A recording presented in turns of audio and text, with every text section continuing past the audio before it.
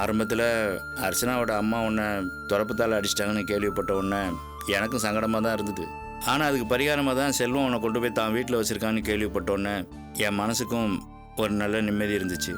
ஏன்னா அர்ச்சனாவும் நல்ல பொண்ணு, செல்வமும் நல்ல பையன், ரெண்டு நல்லவங்களுக்கு மத்தியில் நீ இருந்தீன்னா உன் எதிர்காலமும் வாழ்க்கையும் நல்லபடியாக அமையும் நினச்சிட்டு இருந்தேன். எல்லாம் நல்லபடியாக தானம்மா இருந்தது. இப்போ திடீர்னு நீ வீட்டை விட்டு கிளம்பி வெளிநாடு போகிறேன்னு சொன்னால் என்னம்மா அர்த்தம்? உங்களுக்குள்ளே என்னம்மா பிரச்சனை? நான் வேணா செல்வத்திட்ட பேசி பார்க்கட்டுமா? நான் பேசி சமாதானம் பண்ணி வைக்கிறேம்மா. ஆமா நந்தினி, இவர் சொல்ற மாதிரியே பண்ணிடலாம். எதுவா இருந்தாலும் இந்த மனுஷன் போய் பேசி செல்வத்தை சமாதானப்படுத்திடுவாரு. அதெல்லாம் ஒண்ணு வேண்டாம் ஆண்டி. ஏமா அப்படி சொல்ற? நாங்க பிரியணும், நான் வெளிநாடு போகணுங்கிறது செல்வம் எடுத்த முடிவு இல்ல, அத நான் எடுத்த முடிவு. நீயே எடுத்த முடிவா? என்னம்மா சொல்ற? ஏன் இப்படி ஒரு முடிவு எடுத்த? இது நாள் வரைக்கும் அங்க இருந்ததே போதும், இனிமேல அங்க இருக்க நான் விரும்பல. அது ஏன் எதுக்குன்னு மறுபடியும் என்கிட்ட கேட்காதீங்க. என்னம்மா, ஏற்கனவே செல்வத்துக்காக எல்லாத்தையும் இழந்துட்ட. இப்ப நீ தனியா வெளிநாடு போய் எப்படிமா இருக்க போற? நானும் மனுஷி தானே அங்கிள், எவ்வளவு அவமானத்தை தான் நானும் தாங்குவேன். நீங்களே சொன்னீங்க செல்வத்துக்காக நான் எல்லாத்தையும் இழந்துட்டேன்னு. ஆனாலும் செல்வம் வீட்டுல நான் தங்குறத பல பேரும் தப்பா தானே பேசுறாங்க. யாரு? அந்த அர்ச்சனாவோட அம்மா பேசுனதை சொல்றியா? அட நீ என்னம்மா, அந்த பொம்பளைக்கு வேற வேலை கிடையாது. அவ பேசுறதெல்லாம் ஒரு பேச்சாவே எடுத்துக்காத நீ. அவங்க மட்டும் இல்ல, என் காதுபடவே பல பேர் பேசுறாங்க. அது மட்டும் இல்ல, செல்வத்தை விட்டு நான் விலகி போறதுதான் அர்ச்சனாவுக்கும் நிம்மதின்னு என் மனசுக்கு தோணுது. அதனால நான் எடுத்த முடிவு எடுத்ததுதான். தயவு செஞ்சு இத பத்தி செல்வத்துக்கிட்ட எதுவும் பேசாதீங்க. என்ன நந்தினி இப்படி பிடிவாதம் பிடிக்கிற? தயவு செஞ்சு உன் முடிவை மாத்திக்கம்மா. நான் போய் செல்வத்திட்ட பேசி ஒரு நல்ல முடிவை கொண்டு வரேன். வேண்டாம் அங்கிள், என் முடிவை அவங்களே ஏத்துக்கிட்டதுக்கு அப்புறம் நீங்க போய் இத பத்தி பேசி மேலும் சங்கடத்தை உருவாக்கிடாதீங்க. இதுக்கு மேல உன்னை கட்டாயப்படுத்த நான் விரும்பலம்மா. எனக்கு என்னவோ நீ வெளிநாடு போறதுல கொஞ்சம் கூட உடன்பாடு இல்லை. நீ முடிவெடுத்துட்ட, நான் என்ன பண்ண முடியும்? எங்க போயிருந்தாலும் நீ நல்லபடியா இருக்கணும். சரி, நான் கடைக்கு போறேன். கடை அடிக்க நேரமாச்சு. ஆமா, அந்த வாசி எங்க என்ன காணும்? இதோ இப்ப வர நேரம் தான். சரி, நான் கிளம்புறேன். நந்தினிட்ட கொஞ்சம் ஆறுதலா பேசி அனுப்பு. நான் வரேம்மா.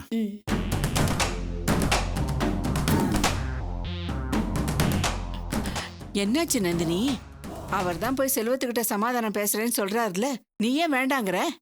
ஆண்டி, ஏதாவது புரிஞ்சுதான் பேசுறீங்களா? அங்கிள் போய் செல்வத்துக்கிட்ட சமாதானம் பேசினா எனக்கு என்னமோ வெளிநாடு போறதுல இன்ட்ரெஸ்ட் இல்லாத மாதிரியும், நான் வந்து என் விருப்பத்தை இங்க சொன்னதுனால அவரு போய் சமாதானம் பேசின மாதிரி ஆயிடாது? அப்புறம் அர்ச்சனாக்கு சந்தேகம் வராதா? அப்புறம் நான் போடுற டிராமாலாம் எப்படி எடுபடும்? ஆமா, நீ சொல்றதும் சரிதான். இத நான் யோசிக்காம விட்டுட்டேனே. நான் இங்கேயே இருக்கணும், ஆனா நான் இங்க இருக்கணும்னு ஆசைப்படுறது யாருக்கும் தெரியக்கூடாது. அதனாலதான் அங்கிளை சமாதானம் பேச வேணாம்னு சொன்னேன். அப்பப்போ நீ படிச்சவாங்கிறத நிரூபிச்சிடுறமா. எல்லாம் சரி, கணக்க தீர்த்துட்டு வந்துட்ட. வெளிநாடு போறேன்னு வீட்டை விட்டு வெளியவும் வந்துட்ட. ஆனா இங்கே தான் இருக்க போறேன்னு வேற சொல்ற. இதெல்லாம் எப்படி நடக்கும்? நடக்கும், நடத்தி காட்டுவேன். நீ வெளிநாடு போகாத, இங்கே இருன்னு செல்வத்தையே சொல்ல வைப்பேன். என்னம்மா நந்தினி, அது எப்படி முடியும்? முடியும்.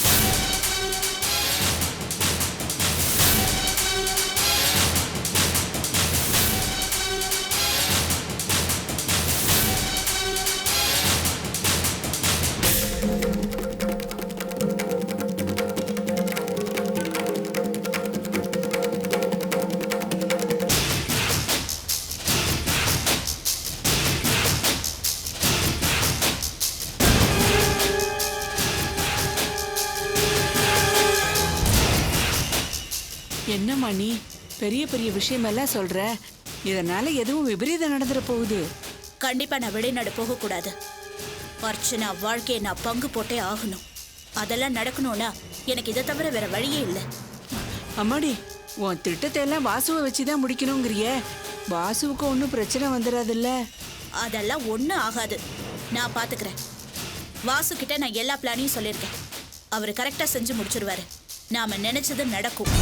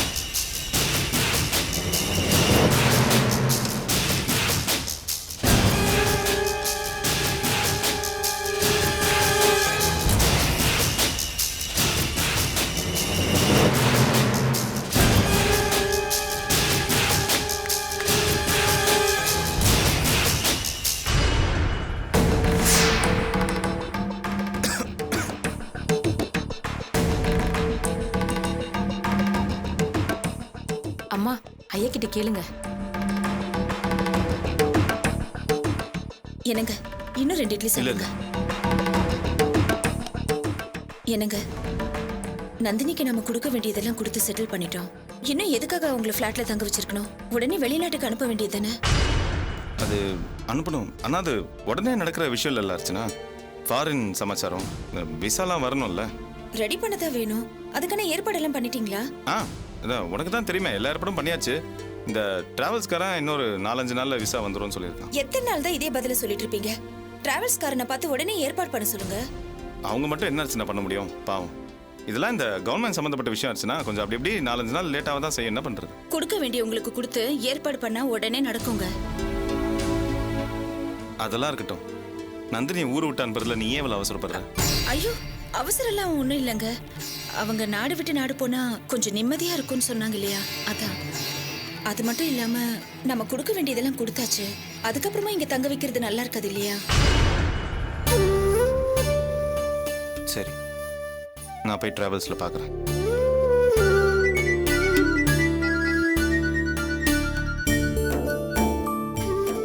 சொல்லுங்க.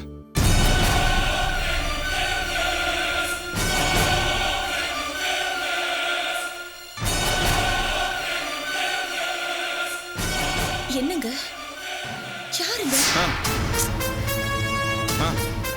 சரி, நான் அது உடனே வரேன். யாருங்க போன்ல? நம்ம ஷெட் தீ பிடிச்சிருச்சு அர்ச்சனா. ஐயோ எப்படி ஆச்சா? தெரியல, உடனே வர சொல்றாங்க. ஃபயர் இன்ஜின்லாம் வந்திருக்கான். நான் போயிட்டு வந்துறேன். இருங்க, நானும் உங்க கூட வரேன். நீ எதுக்காங்க? இல்ல என்னால இங்க நிம்மதியா இருக்க முடியாது. நானும் உங்க கூட வரேன். சரி வா போலாம்.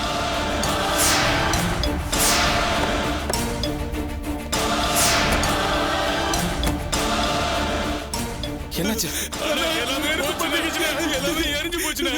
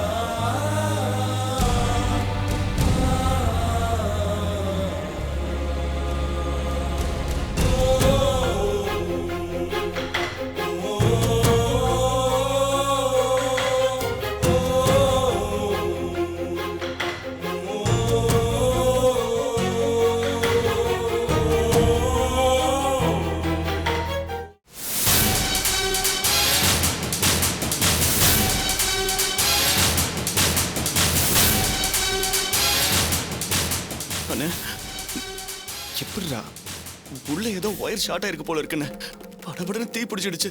நான் ஃபயர் சர்வீஸை கூப்பிடுறதுக்குள்ள மொத்தமா எரிஞ்சு போச்சுன்னு. ஏகப்பட்ட லாஸ் ஆயிருக்கும்னு நினைக்கிறேன். என்னங்க நிறைய சேதம் இருக்கும் போல இருக்குங்க. இன்சூரன்ஸ் ஃபோன் பண்ணியா? இல்லன்னு. ஏன் பண்ணல? இந்த மாதிரி ஒன்று ஆச்சுன்னா உடனே இன்சூரன்ஸ் தானே ஃபோன் பண்ண. அவங்க வந்து பார்த்தா தானே நம்ம கிளைம் பண்ண முடியும். இன்சூரன்ஸ் பண்ணிருக்கா இல்லையான்னு தெரியலன்னு. என்ன தெரியல? நீங்களே ஆபீஸ்ல தானே வேலை செய்றீங்க. மேடம், இந்த மாதிரி விஷயம் எல்லாம் நந்தினி மேடத்துக்கு தான் தெரியும். நான் வேணா அவங்களுக்கு ஃபோன் பண்ணி கேட்கவா? அவங்களுக்கெல்லாம் ஒன்றும் ஃபோன் பண்ண வேண்டாம். இன்சூரன்ஸ் கட்டியிருந்தா அதுக்குண்டான ஃபைல் ஆபீஸ்ல தானே இருக்கும். போய் தேடி எடுத்துட்டு வா. மேடம், அதை பத்தின எல்லா டீடைலும் நந்தினி மேடத்துக்கு தான் தெரியும். அவங்க கிட்ட தான் கேட்கணும். தொட்டதுக்கெல்லாம் நந்தினினா அப்புறம் நீங்க எல்லாம் எதுக்கு ஆபீஸ்ல வேலை செய்றீங்க?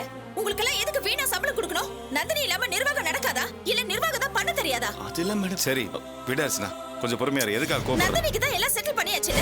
மறுபடியும் நந்தினின்னு சொன்னா என்ன அர்த்தம்? இப்ப அது முக்கியம் கிடையாது அர்ச்சனா. இங்க என்ன பண்ணுமோ அதான் எனக்கு முக்கியம். நானே போய் நந்தினிக்கு ஃபோன் பண்றேன். போடா.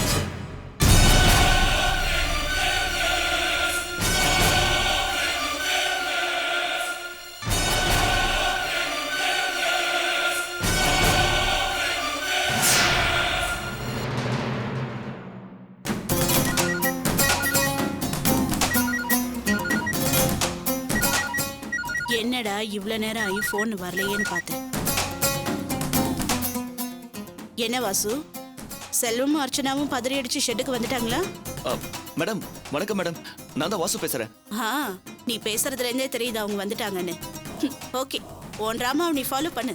மேடம், ஷெட்ல ஒரு அசம்பாவிதம் நடந்து போச்சு. ஃபயர் ஆக்சிடென்ட் ஆயிடுச்சு மேடம். அப்படியா? என்ன வாசு, என்ன சொல்றீங்க? எப்படி நடந்தது? எப்படின்னு தெரியல மேடம். ஒயர் எங்கேயோ ஷார்ட் ஆயிருக்கு போல இருக்கு. ரொம்ப heavy loss madam. Insurance claim பண்ணணும். இன்சூரன்ஸ் பண்ணிருக்கல மேடம்? இன்சூரன்ஸ் எல்லாம் பண்ணிருக்கு. மேடம் இன்சூரன்ஸோட பாலிசி நம்பர்? நேத்து பாலிசி கட்ட வேண்டிய டியூ டேட் ஆச்சே, கம்ப்யூட்டர்ல ரிமைண்டர் போட்டு வச்சேன், நீங்க பார்க்கலையா? மேடம் இல்லையே மேடம். புவனா ஒரு வாரமா லீவ்ல இருக்காங்க. அதனால இன்சூரன்ஸ் கட்டாங்களா இல்லையான்னு தெரியலையே. என்ன வாசு இப்படியா கேர்லெஸ்ஸா இருக்கிறது?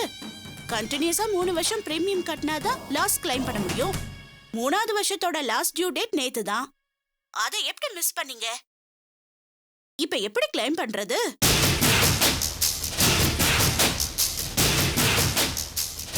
என்ன வேண்டா? அது வந்து 3 வருஷம் பிரீமியம் கண்டினியூஸா கட்டியிருந்தாதான் நம்மளால லாஸ் கிளைம் பண்ண முடியுமா? 3வது வருஷத்தோட கடைசி டேட்டு நேத்து தானா? நந்தினி மேடம் அதுக்கு கம்ப்யூட்டர்ல ரிமைண்டர் போட்டு வச்சிருந்தாங்களா? அந்த செக்ஷன்ல இருக்கிற புவனா ஒரு வாரமா லீவ்ல இருக்காங்க. அதனால லாஸ்ட் டியூ கட்டாம போயிடுச்சு. அதனால நம்மளால லாஸ கிளைம் பண்ண முடியாதுன்னு சொல்லி. கிளைம் பண்ண முடியாது. பல லட்சம் லாஸ் ஆயிருக்குமே. என்ன பண்றது?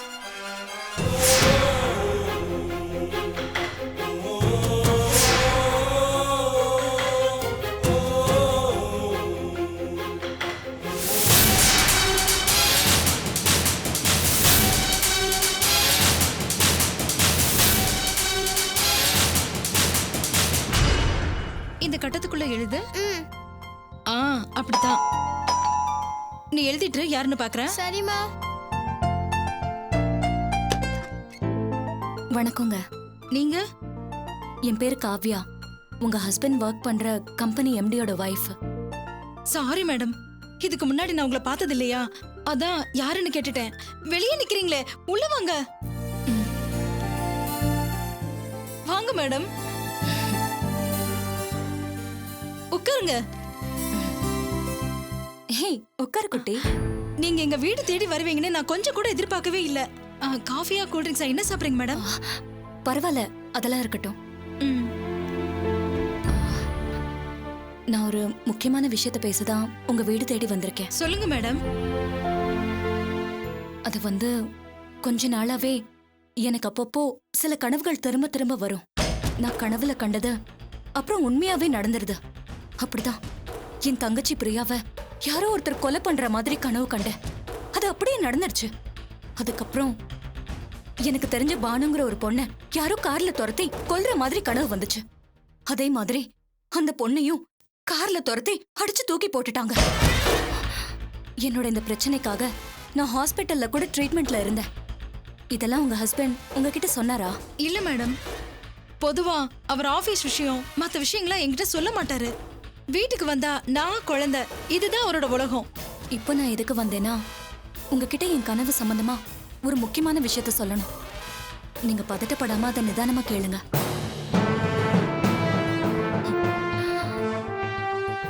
சமீப காலமா எனக்கு ஒரு பயங்கரமான கனவு அடிக்கடி வந்துகிட்டே இருக்கு.